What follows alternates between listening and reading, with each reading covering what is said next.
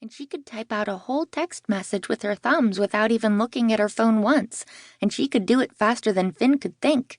And when she wanted something, all she had to do was tilt her head to the side and raise one eyebrow, and her dad would say, "Oh, you're right.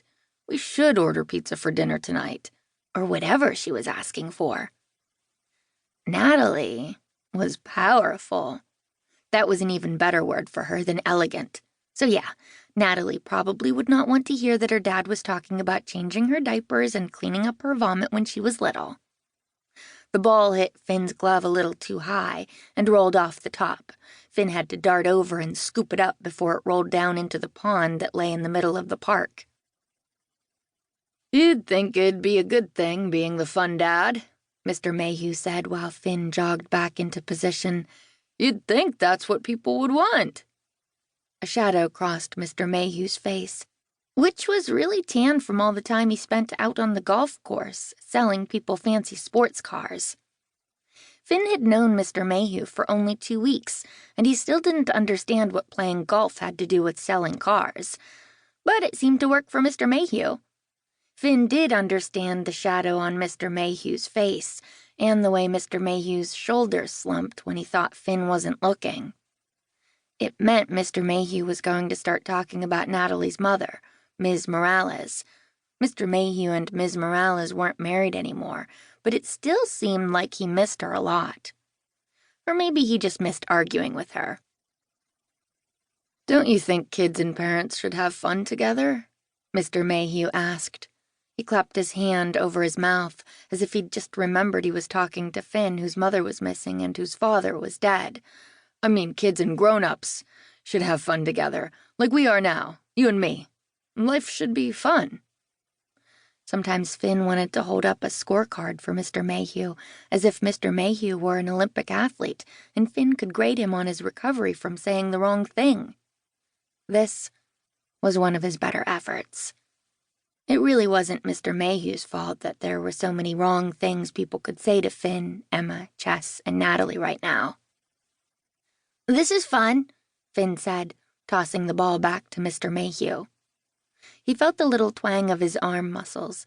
He watched the ball soar through the sky. He forced himself to smile, and it almost felt real.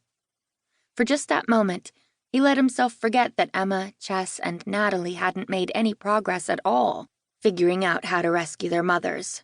For all the closer they'd gotten to finding a way back to the dangerous world and finding their mothers, they might as well have spent every afternoon of the past 2 weeks doing nothing but playing pitch and catch alongside Finn and Mr. Mayhew. "Now that's what I'm talking about," Mr. Mayhew said, which was an expression Mr. Mayhew used a lot. He smiled back at Finn, and with his light brown hair and his tan skin and his white teeth, he looked like someone in a toothpaste commercial. Maybe Mr. Mayhew's smile was just as fake as Finn's. Finn glanced past Mr. Mayhew, and past the fence that separated the trees and grass and paved trails of the park from the trees and grass and paved trails of Mr. Mayhew's huge backyard. Finn gazed straight up to the blinds covering the windows of Natalie's second-story bedroom in Mr. Mayhew's house. Finn had a deal with the other kids. They left the blinds down when they wanted to tell Finn, "Keep playing. We need Mr. Mayhew to stay away longer." When they were ready to give up for the afternoon, they pulled the blinds all the way up. Finn had to shade his eyes with his hand, because staring back at Mr. Mayhew's house also meant staring toward the sun. So for a moment, Finn couldn't quite believe what he was seeing.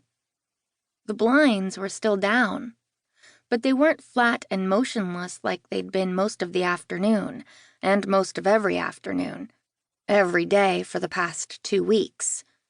Instead, the blinds were flashing back and forth, open, shut, in a way that made Finn think of butterflies flapping their wings, or dozens of butterflies flapping their wings all at once, in unison. This was a third code, one that Finn had seen only once before when they were practicing. This code meant, "Come back immediately. We found something." Chapter 2. Emma, moments earlier.